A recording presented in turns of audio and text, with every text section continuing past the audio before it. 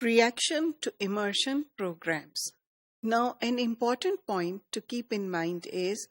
that bilingual education has been in reaction to the immersion programs that were introduced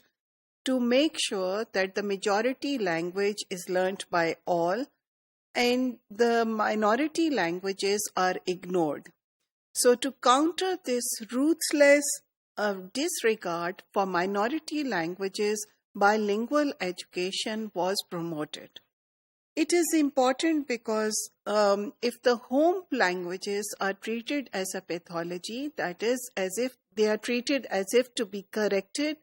and to be transformed into the majority language, then what actually happens is that the students develop a sense of shame regarding their own identity. So this was all a challenge that the bilingual education aimed to counter. So it was about restoring the self-esteem of the students, of the bilingual speakers, their confidence and their sense of identity. That is, to promote a sense of pride in who they are, their communal identities, their social identities, and enable them to go ahead in life with their heads high. So, language ideologies in such a goal of education where you want to restore the self-esteem of the students, language ideologies have to be challenged.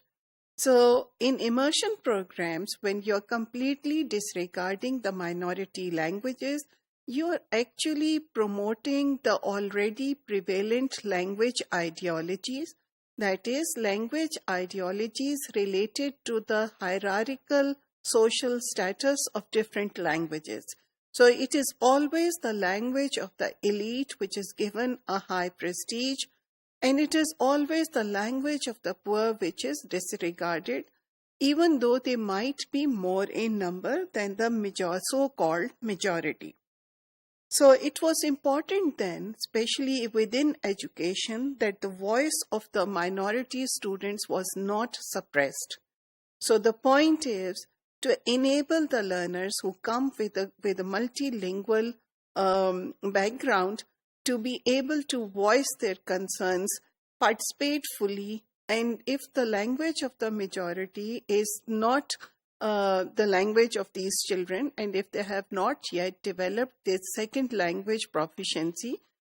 if their own languages are sort of encouraged and are given a platform within the classroom or within the school itself, then they are able to question, they are able to participate, and they are able to learn. The problem with immersion program is, which focuses only on one majority language, if that is the aim of that specific immersion program, the problem is that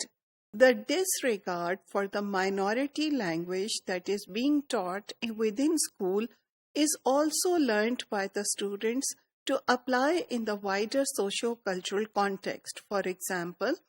when we as teachers tell our students not to speak in Urdu or not to speak in any other regional language, for instance, and only use English language, then what happens is that when these learners go out in the socio-cultural context, they also somehow give the importance to those who speak in English and disregard the voice of those who do not know this high prestige language. So there is always this hidden curriculum, these hidden values that are also being transmitted during an immersion program in which one majority language or one dominant language is being encouraged.